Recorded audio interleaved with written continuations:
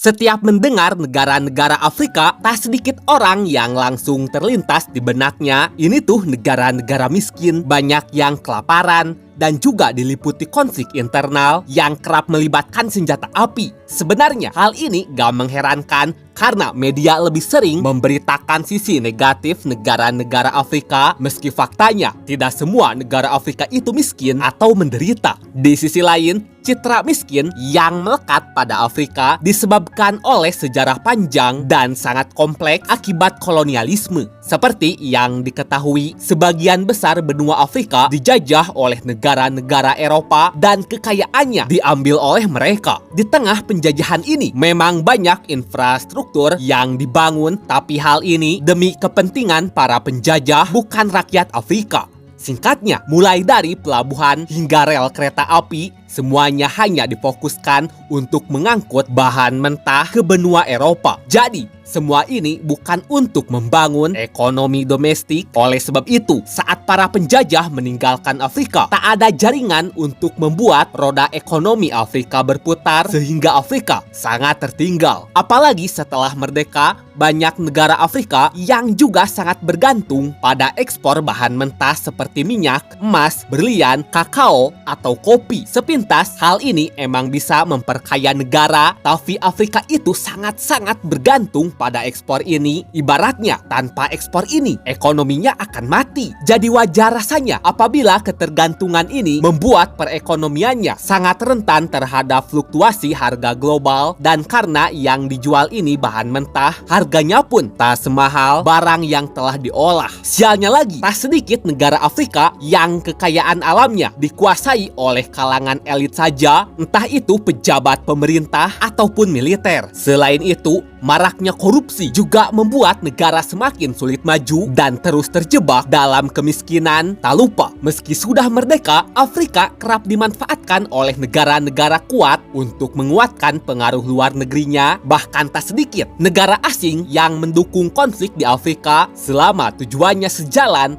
dan saling menguntungkan. Namun sayang, hal ini tentu memperburuk kondisi Afrika. Oke, sekarang beralih ke pendidikan, kesehatan, hingga industri yang juga sangat tertinggal dan tak merata. Karena bagaimanapun, para penjajah tak memberi fondasi kuat yang berakibat pada siklus kemiskinan yang sulit diputus. Semua orang juga tahu buruknya pendidikan sangat berpengaruh terhadap kemajuan suatu bangsa, dan buruknya kesehatan membuat kualitas tenaga kerja juga tak mumpuni. Jadi tanpa sumber daya manusia yang bagus, membangun negara tentu sangat sulit dan nyaris mustahil. Kemudian, meski sudah merdeka, Afrika juga seringkali dilanda konflik internal yang melibatkan senjata api, entah itu perang saudara atau lainnya. Bahkan, kudeta militer sudah bukan hal asing lagi di tanah Afrika. Kondisi ini juga membuat pemerintah tak bisa fokus membangun negara, karena bagaimanapun menjaga stabilitas negara adalah prioritas utama. Sialnya, konflik ini tuh sulit dihapus, dan meski konflik berhasil diatasi, ini hanya sementara saja karena hanya dalam waktu beberapa tahun akan muncul lagi. Meski begitu, di tengah peliknya masalah di tanah Afrika, benua yang di dalamnya ada lebih dari 50 negara ini, tentu kondisinya juga tak sama. Tapi mayoritas negara Afrika emang miskin. Kemudian walau ada negara Afrika yang relatif stabil dan kemakmurannya lebih tinggi dibandingkan negara-negara Afrika lainnya, media jarang menyorotnya. Ya mungkin karena jumlah negara yang stabil itu sangatlah sedikit,